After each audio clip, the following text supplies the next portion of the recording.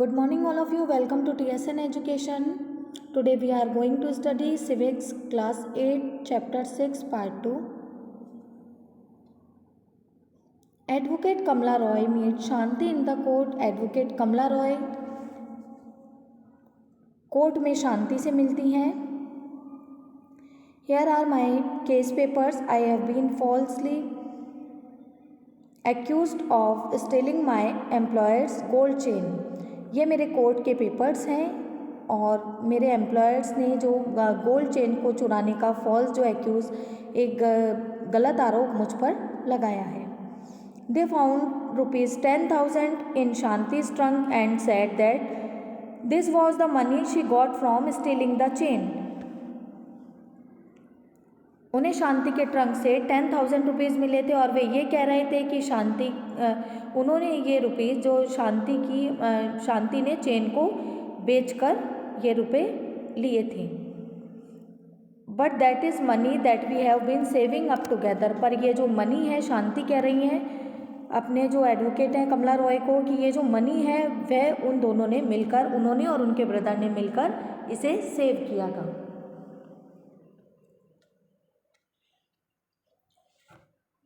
11 December 2006,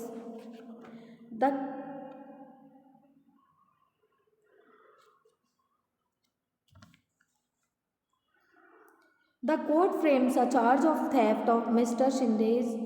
Shinde's gold chain and possession of money ₹10,000 got from selling stolen property against Shanti. Court जो है शांति पर Mrs Shinde की gold chain को चुराने का चार्ज लगाती हैं और जो stolen property means gold chain को सेल करके जो शांति को ₹10,000 मिले थे वे उसी के पास से बरामद हुए थे. I played not guilty and I claim trial कि मेरी कोई गलती नहीं है, मैं निर्दोष हूँ और मेरी सुनवाई होनी चाहिए. 8 March 2007, the public prosecutor appears in the case of the behalf of the state.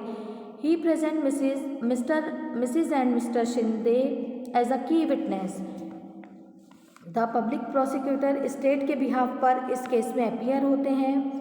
वह मिसेस शिंदे और मिस्टर शिंदे के जो कि की विटनेस है, मुख्य गवाह के तौर पर उन्हें कोर्ट में पेश करते हैं. So tell me, Mrs. Shinde, how did the gold chain go missing?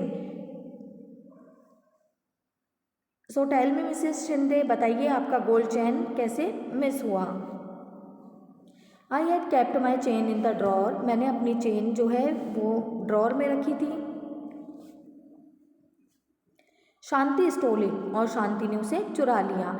No other outsider except Shanti's goes into my room. Shanti के अलावा कोई भी जो आउटसाइडर है वह मेरे रूम में नहीं जाता है. Mister Shinde search her trunk in front of me and we were shocked to find ₹10,000 in an envelope.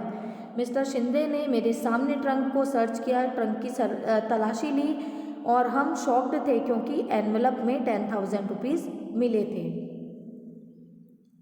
Shanti got this money from selling my gold chain. She is a thief. Shanti ने यह money मेरी gold chain को sell करके ली थी और वह thief है, वह चोर है. Next, advocate Roy cross examine the prosecution witness Mrs Shinde. Next जो एडवोकेट रॉय है वो प्रोसिक्यूशन विटनेस मिसेस शिंदे से क्रॉस एग्जामिन करती हैं. So what you are basically saying is that you did not see Shanti steal the chain. सो आप basically ये कह रहे हैं कि आपने शांति को गोल्ड चेन को चुराते हुए नहीं देखा. Not did you recover the chain on Shanti, और चेन भी आपको शांति के पास से नहीं मिली. Also in the 3 years that she has work for you. 3 years से वह आपके लिए वर्क कर रही है. Nothing has been stolen from the house. तब आपके हाउस से कभी कुछ चोरी नहीं हुआ था. You were also regularly paying her ₹1,000 as salary each month. Last 3 years से वे आपके जो हाउस में वर्क कर रही हैं, तब आपके घर से कुछ भी चोरी नहीं हुआ था और आप रेगुलरली 1,000 ईच मंथ उसे सैलरी पे करती हैं.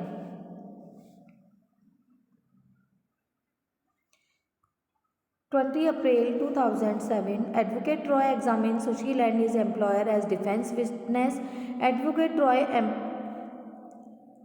एम्प्लॉयर जो हैं उनके डिफेंस विटनेस बचाव पक्ष के वकील के तौर पर जो सुशील हैं और उनके जो मालिक हैं उनसे कुछ क्वेश्चंस पूछती हैं. Through their testimonies she is able to show that the ₹10,000 found in शांति's trunk could well with the earnings of Sushil and Shanti's. इसकी टेस्टिमोनीज इनके जो बयान के आधार पर ये शो हो जाता है कि शांति के ट्रंक में जो ₹10,000 मिले थे वह शांति और सुशील की अर्निंग्स भी हो सकती थी.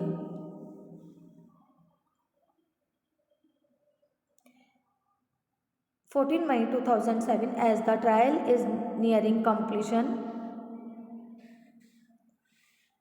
जब जो ट्रायल था मुकदमा जब खत्म होने जा रहा था, Sushil learns that inspector Sharma has busted a gang of young man who have been stealing jewellery from the Shinde's neighbourhood.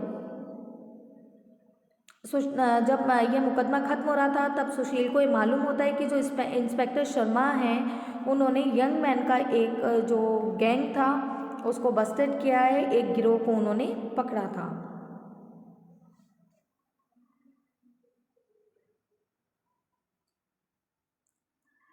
Who have been stealing jewellery from the Shinde's neighbourhood, जो कि शिंदे के नेबरहुड से ज्वेलरी की चोरी करते थे. Some of Mrs Shinde's son's friends are part of this gang. Mrs Shinde के जो सन था उसके कुछ फ्रेंड्स भी इस गैंग के पार्ट थे. Mrs Shinde's chain has been found on them, और जो मिसेस शिंदे की जो चेन थी वह भी उन लोगों के पास से मिली थी. Sushil tells advocate Roy about this. Advocate Roy now calls inspector Sharma as a defence witness. Sushil ने एडवोकेट रॉय को इसके बारे में बताया. एडवोकेट रॉय ने इंस्पेक्टर शर्मा को डिफेंस विटनेस के बचाव पक्ष के जो गवाह के तौर पर उन्हें बुलाया था. Inspector Sharma, can you show tell us what you have found. Inspector Sharma, क्या आप बता सकते हैं कि आपको क्या क्या वहाँ से मिला था या आपने वहाँ से क्या बरामद किया था. Here is the chain that has been identified by Mrs. Shinde as hers. यह चेन है जो मिसेस शिंदे ने आइडेंटिफाई किया है कि और ये पहचान लिया है कि यह उन्हीं की चेन है. We busted a gang of boys who had stolen the chain. हमने उस गिरोह को पकड़ा, बॉयज़ के गिरोह को, गैंग को पकड़ा था जिनके पास ये चेन मिली है. These boys are admitted that they are stolen the chain. और उन लोगों ने यह भी एडमिट किया है कि ये चेन उन्होंने चुराई थी.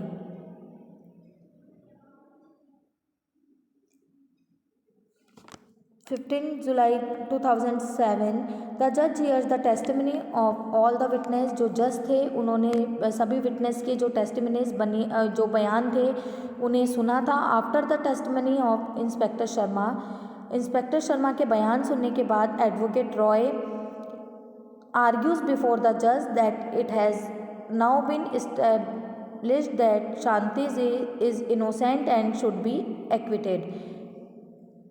इंस्पेक्टर शर्मा की टेस्टमनी के बाद एडवोकेट जो रॉय है बिफोर जज आर्ग्यू देती हैं कि शांति इनोसेंट साबित हुई है और उसे बरी किया जाए. जज अपना जो डिसीजन देते हैं और कहते हैं, Shanti you are here by acquitted of the charge of theft. Shanti, आपको चार्ज ऑफ थेफ्ट, चोरी के आरोप से बरी किया जाता है. The police will hand over to you the ₹10,000 that they had sealed. Police ने जो सील करके ₹10,000 जो लिए थे वह भी आपको दे दिए जाएंगे. इन माई रिटर्न जजमेंट, मैंने अपने रिटर्न जजमेंट में I have made it in a point to highlight sub inspector Rao's role in conducting such a shoddy investigation that made you spend time in jail. मैंने अपने जो रिटर्न एक judgement में इस बात को भी, इस पॉइंट को भी हाईलाइट किया है कि सब इंस्पेक्टर राव की इन्वेस्टिगेशन में लापरवाही के कारण शांति को जेल में टाइम स्पेंड करना पड़ा. इस बात पर भी ध्यान दिया जाए. From the above incident you can see that the 4 key players in the criminal justice system are the police, public prosecutor, the defense lawyer and the judge. इस इंसिडेंट में आप देख सकते हैं कि पुलिस, पब्लिक प्रोसिक्यूटर जो सरकारी वकील होते हैं, डिफेंस लॉयर जो बचाव पक्ष के वकील हैं, और जज, ये 4 जो हैं क्रिमिनल जस्टिस सिस्टम में की प्लेयर होते हैं, मुख्य भूमिका निभाते हैं। You have seen the roles each of them played in the above case. आपने हर एक का यहाँ पर जो वे क्या रोल प्ले करते हैं इस केस में आपने देखा। Now let us try and understand their roles more generally. अब हम जनरली इनके जो रोल्स हैं उनको समझते हैं। What is the role of the police in investigation a crime. Crime, अपराध की इन्वेस्टिगेशन या जांच करने में पुलिस का रोल है। One important function of the police is to investigate any complaint about the commission of a crime. And investigation includes recording statements of witness and collecting different kinds of evidence.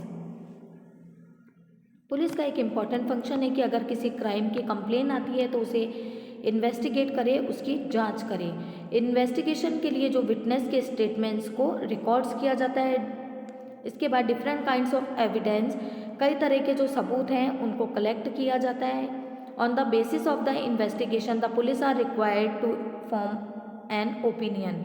और जो investigation के basis पर police अपनी एक opinion, अपनी एक राय बनाती है। The police are required to form an opinion. राय बनने के बाद if the police think that the evidence points to the guilt और the accused person then they file a chargesheet of the court. अगर पुलिस एविडेंस के basis पर अपना ऐसा सोचती है कि जो एक्यूज्ड है, जो आरोपी पर्सन है, उसे अगर गिल्ट, उसका दोष साबित होता है, तब पुलिस कोर्ट में चार्जशीट फाइल करती है।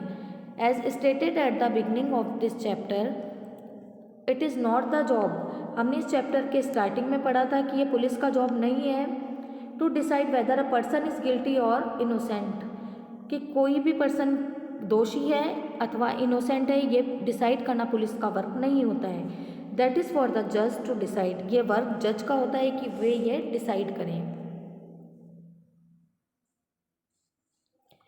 You read in Unit 2 about the rule of law, which means that everyone is subject to the law of the land. This includes the police.